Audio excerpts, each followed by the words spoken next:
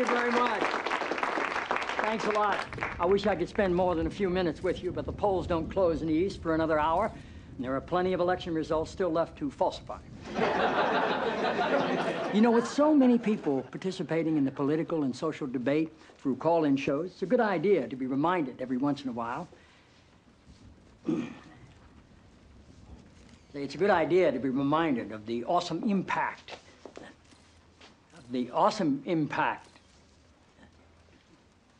I'm sorry. You're Dr. Jenna Jacobs, right? Yes, sir. It's good to have you here. Thank you. The awesome impact of the airwaves and how that translates into the furthering of our national discussions, but obviously also how it can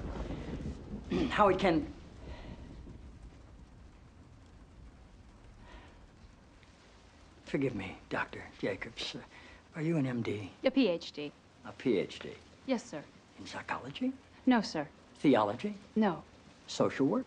I have a PhD in English literature. I'm asking because on your show, people call in for advice, and you go by the name Dr. Jacobs on your show, and I didn't know if maybe your listeners were confused by that and assumed you had advanced training in psychology, theology, or healthcare. I don't believe they are confused, no, sir. Good.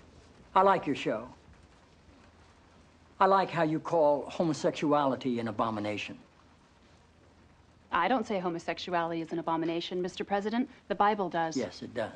Leviticus. 18:22. Chapter and verse. I wanted to ask you a couple of questions while I had you here. I'm interested in selling my youngest daughter into slavery, as sanctioned in Exodus 21:7. She's a Georgetown sophomore, speaks fluent Italian, always cleared the table when it was her turn.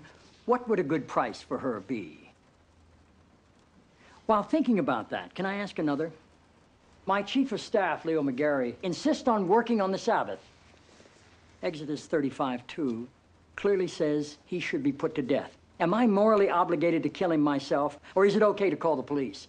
Here's one that's really important, because we've got a lot of sports fans in this town. Touching the skin of a dead pig makes one unclean, Leviticus 11:7. If they promise to wear gloves, can the Washington Redskins still play football? Can Notre Dame? Can West Point? Does the whole town really have to be together to stone my brother John for planting different crops side by side? Can I burn my mother in a small family gathering for wearing garments made from two different threads? Think about those questions, would you? One last thing. While you may be mistaking this for your monthly meeting of the Ignorant Tight-Ass Club, in this building, when the president stands, nobody sits.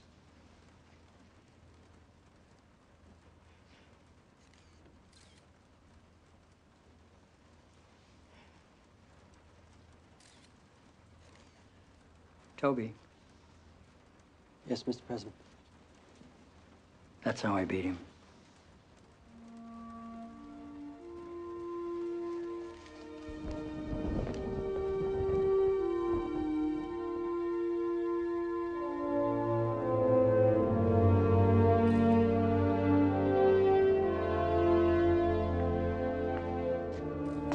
I'm just gonna take that crap off.